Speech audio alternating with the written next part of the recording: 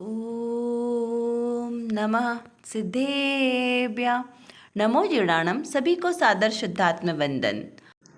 फाल्गुन शुक्ल चतुर्दशी का यह शुभ मंगल पावन दिवस है। शाश्वत पर्व है चतुर्दशी पर्व, और अष्टानी का पर्व भी हमारे शाश्वत पर्व चल रहे हैं। कुछ तिथियां एक दिन आगे पीछे होने से 2 बार आती है अलग अलग, तो वो अपने अपने क्षेत्र के हिसाब से मान लेना। चलिए देखते हैं आज का संदेश, जो आत्मा के सुख स्वभावता और ज्ञान स्वभावता को बताने वाला है।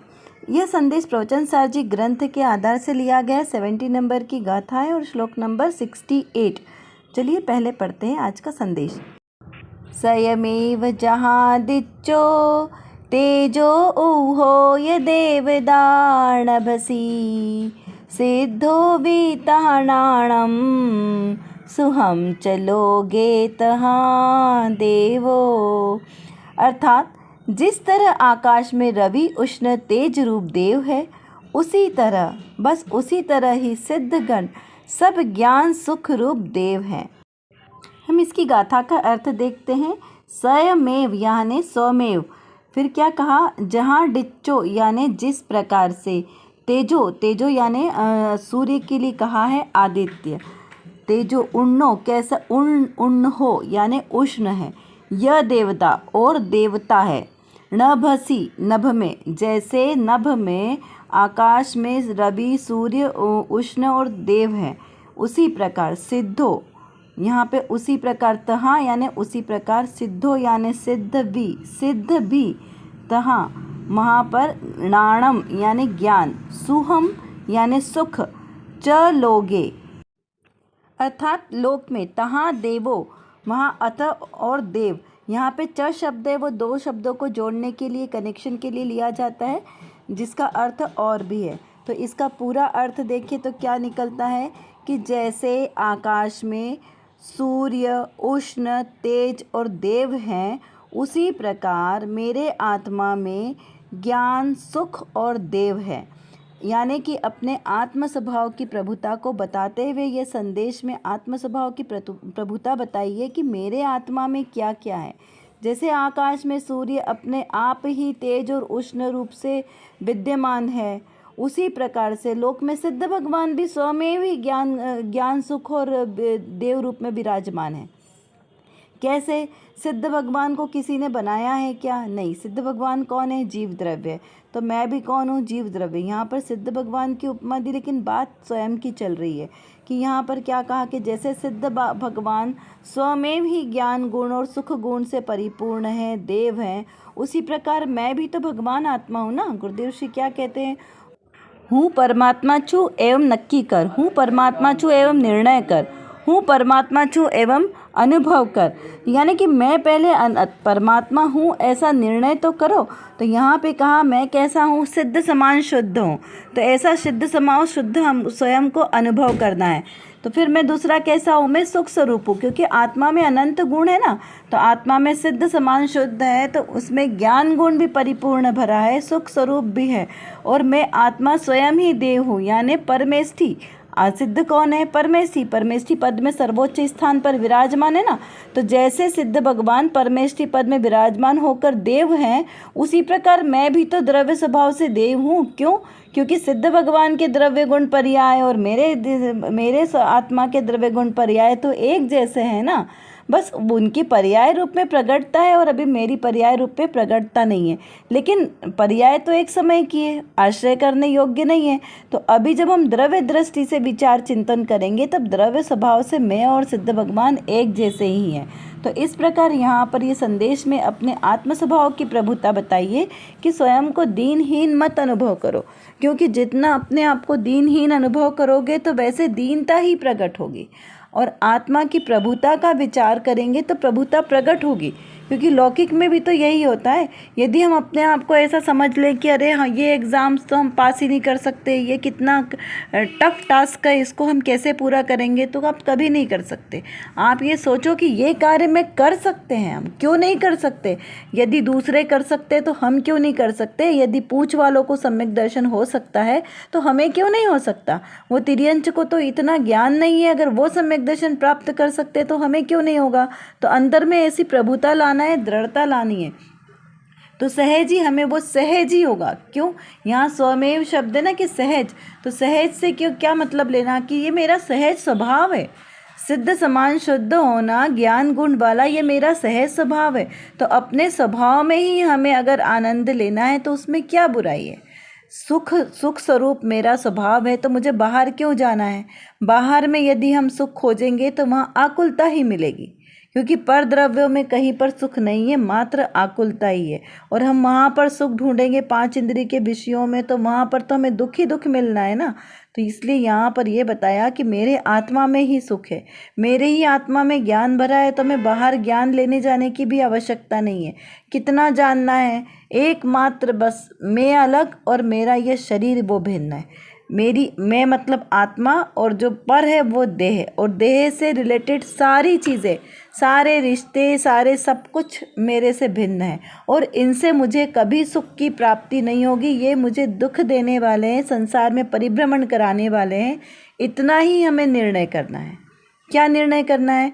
मेरी आत्मा सुख स्वरूपी है, ज्ञानवान है, मेरा आत्मा स्वयं ही सिद्ध समान शुद्ध है, और मेरे आत्मा के आश्रय से ही मुझे सिद्ध समान सुख की प्राप्ति होने वाली है। क्योंकि सिद्धों के पास अनंत सुख है ना, तो उस सुख की प्राप्ति मुझे मेरे आत्म स्वभाव के आश्रय से ही प्राप्ति होगी। ऐसा निर्णय करके अपने आत्म स्वरूप का अवलंबन लेना है।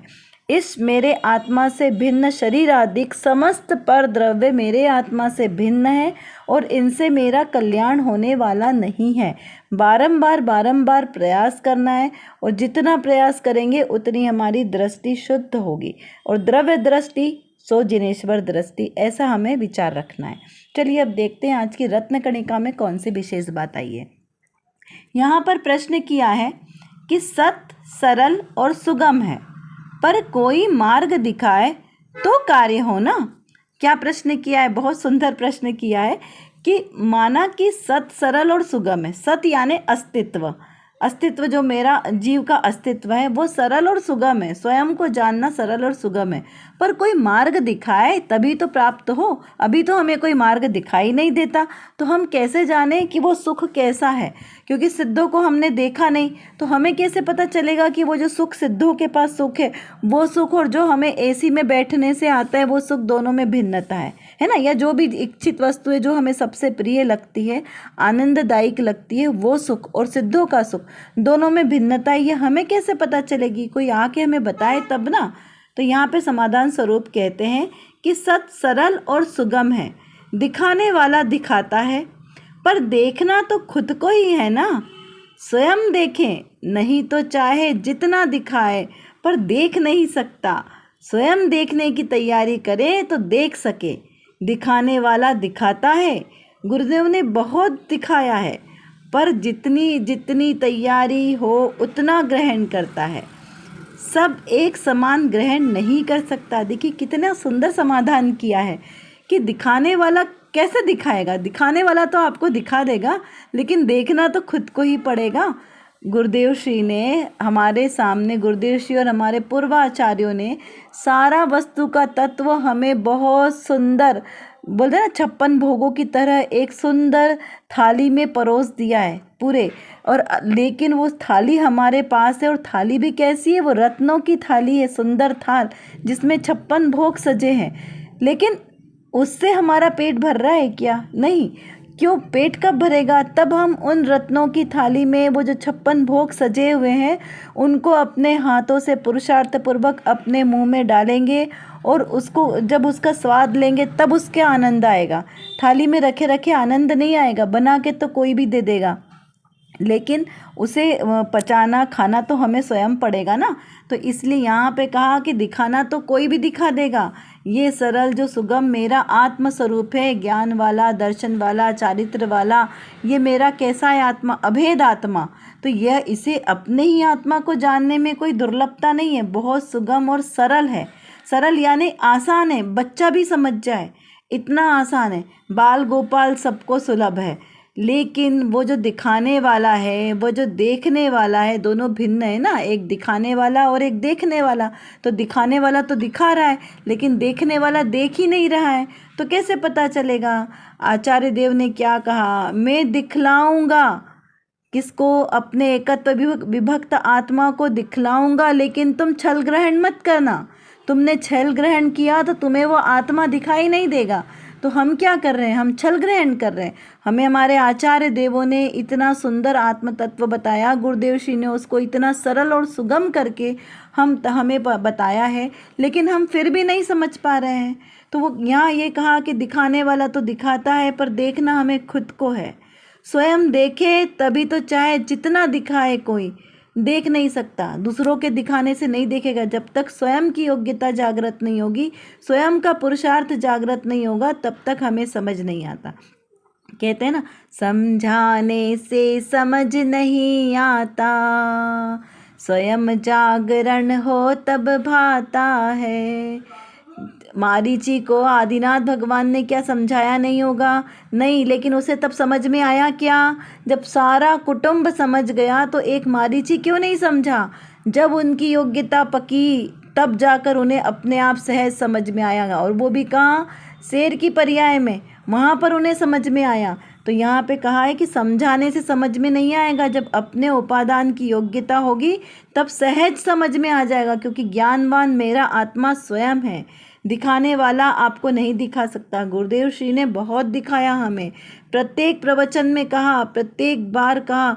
उनकी ध्वनि जो है वो ओमकार रूप खिरती है कि हूँ परमात्मा छू एम नक्की कर, हूँ परमात्मा छू एम निर्णय कर। लेकिन हमने कितना किया? गुरुदेव श्री ने बारंबार बोला मिथ्यात्व जहर के समान है, इसे छोड़ो। लेकिन हमने कितना मिथ्यात्व को छोड़ा? जितना गुरुदेव श्री ने बोला हमें इससे दूर रहने का, उतना ही हम मिथ्यात्व में जा रहे हैं। ये हमें विचार करना है कि कहीं हमारी परिणति मिथ्यात्व में जा रही है क्या? मैं सिद्ध समान शुद्ध हूँ, मैं शुद्ध आत्मा हूँ। द्रव्य दृष्टि से देखना सिखाया, क्या हम द्रव्य दृष्टि से देख पाते हैं? क्या हम प्रत्येक जीव में भगवान आत्मा देख सकते हैं? जिस प्रकार गुरुदेव श्री ने अपने पूरे जीवन में क्या देखा? प्रत्येक आत्मा को भगवान आत्मा देखा, बद्धा भगवान छे।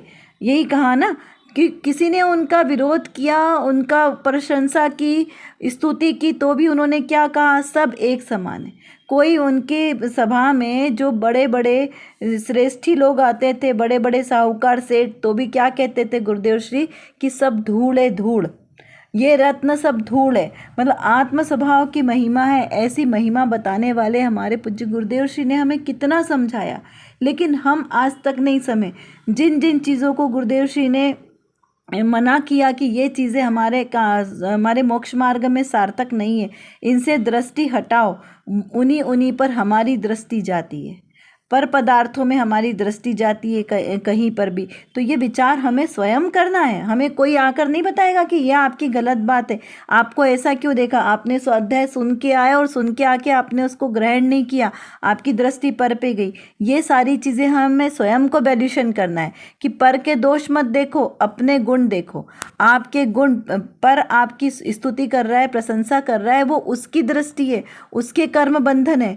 हमें तो अपने कर्म सुधारना है। कब? जब बंध है समय, कर्मों का जब बंध होने वाला है, उस समय सचेत होकर अपने आत्मस्वरूप को समझो, तो आपके नवीन कर्म बंधना रुक जाएंगे। अन्यथा ये जो संसार है अनादि का ना, वो ऐसा ही चलता रहेगा। तो हमें क्या पहला अब कार्य क्या करना है? जो आज का संदेश है, हम उससे क्या प्रेरणा ग्रहण करनी है कि जो मेरा आत्म स्वभाव है वो बहुत सरल और सुलभ है।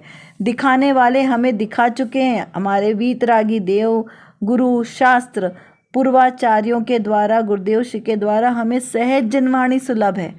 लेकिन अब उस जिनवाणी को आत्मसात हमें करना है। हमें कमर कस के अपने आत्म स्वभाव की पहचान करनी है कि मैं कैसा हूँ, सिद्ध समान शुद्ध हूँ, सुख स्वरूप वाला हूँ, ज्ञान रूप वाला हूँ, मैं ही सिद्ध परमात्मा हूँ। ऐसा हमें द्रव्य दृष्टि से सोचना है।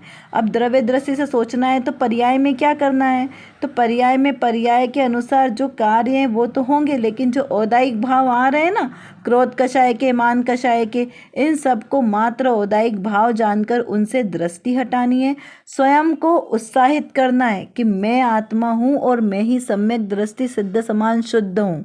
यहाँ तक अंतर में प्रभुता लानी। ऐसा नहीं है कि अपने आप को सम्यक दृष्टि बोलकर बाहर सबको बोलना है कि अरे हमें तो सम्यक दर्शन हो गया, हमारी पूजा पाठ करो। ऐसा नहीं है, यहाँ अंतर में विश्वास की बात चल रही है कि द्रव्य दृष्टि से अपने आप को आत्मा देखो तो, जानो तो। जब अपने आप को आत्मा जानेंगे, देखेंगे, तभी तो हम आगे बढ़ पाएंगे, अन्यथा हम दीनहीन ही बने रहेंगे कि अरे हम तो मिथ्या दृष्टि है, ये तो पंचम काल है, हमें तो मोक्ष हो नहीं सकता, हम तो व्रतादि ग्रहण नहीं कर सकते, हम समाधि मरण नहीं कर सकते, तो हम कभी नहीं कर पाएंगे। हमें ये निश्चय करना है कि मैं द्रव्य स्वभाव से तो शुद्ध हूँ ना, तो समाधि मरण ये जो पर्याय में है, तो इनसे से मात्र समाधि मरण करने से मेरी आत्मा शुद्ध नहीं होगी, लेकिन अपने भावों को इतना निर्मल करना है कि सहज ही वो सारे विकार हमारे छूट जाए और सहज ही 5 इंद्रिय के विषयों से जो आसक्ति वो हमारी छूट जाए। ऐसी हमें पुरुषार्थ करनी, ऐसी प्रैक्टिस करनी है। देखिए, व्रत आदि लेना, तो इसका मतलब ये नहीं कि व्रत आदि लेना नहीं है। अगर हम अपने अंतर में दृढ़ता लाएंगे तो सहज वो भाव नहीं आएंगे खाने के। हमें छोड़ने की आवश्यकता नहीं है, आत्मा कुछ छोड़ता नहीं है, कभी त्याग ही नहीं करता, न ग्रहण करता है, तो उसमें कोई छोड़ने का कोई प्रश्न ही नहीं उठता। लेकिन इसका मतलब स्वच्छंदी नहीं होना, छल ग्रहण नहीं करना है। शुद्ध आचरण, शुद्ध आचार व्यवहार विचार कब आते हैं? जब हम अपने आप को शुद्ध जानेंगे। जब हम अपने आप को शुद्ध जानेंगे तो शुद्ध क्रिया करेंगे, अगर आप अशुद्ध जानेंगे तो अशुद्ध ही रहेंगे। तो यहाँ पर हमें स्वयं को द्रव्य स्वभाव से शुद्ध जानना है और शुद्ध उसी रूप आचरण करना है, तो सहज ही हमारे व्रत नियम पलेंगे, श्रावक के जो अष्टमूल गुण हैं वो सारे हमारे पलेंगे। तो इस प्रकार यहाँ पर हमें सदाचरण भी धारण करना अति आवश्यक है। चलिए कुछ प्रश्नों से हम और चिंतन करते हैं कि आत्मा ज्ञान वाला, सुख वाला और देव है, तो किस प्रकार से है? स्वयं का चिंतन विचार करें। एक आत्मा के अनंत गुण धर्म हैं और उनकी अनंत पर्याय, तो कौन कौन से गुण आत्मा में है और कौन कौन सी पर्याय, इसका विचार करें। सरल, सत सरल और सुगम है, तो हमें ग्रहण क्यों नहीं होता, इसका विचार करें। किसी के समझाने से समझ आता है या जब स्वयं जागरूकता हो तो समझ आता है, इस पर भी विचार चिंतन करें।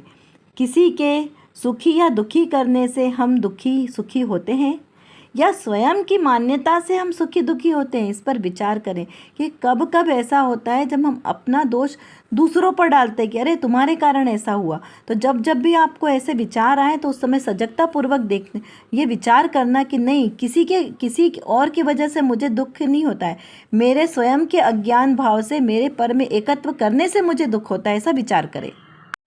अपनी मति को व्यवस्थित करते हुए हमें यह निर्णय करना है कि मैं कौन हूँ और मेरा स्वरूप क्या है। इस प्रकार यथार्थ निर्णय के साथ हमें अपना श्रद्धान पक्का करना है, क्योंकि जो सर्वज्ञ देव की वाणी में आया है वही वस्तु का यथार्थ स्वरूप है और वही मैं हूँ, वही मेरा स्वरूप है। इसी स्वरूप को समझकर अनंत सिद्ध हुए हैं, अनंत सिद्ध हो रहे हैं और आगे भी ऐसे ही अनंत सिद्ध होंगे। और मुझे भी अगर अपना सम्यक दर्शन प्रकट करना है, उस सिद्धालय में जाकर विराजमान होना है, तो इसी मार्ग का अनुसरण करना पड़ेगा। चलिए, इतना आपको समझ में आ गया होगा। यदि नहीं समझ में आए तो आप कमेंट बॉक्स में लिखकर पूछ सकते हैं और अपनी चिंतन धारा को बढ़ाएं, स्वाध्याय करें। जय जिनेंद्र।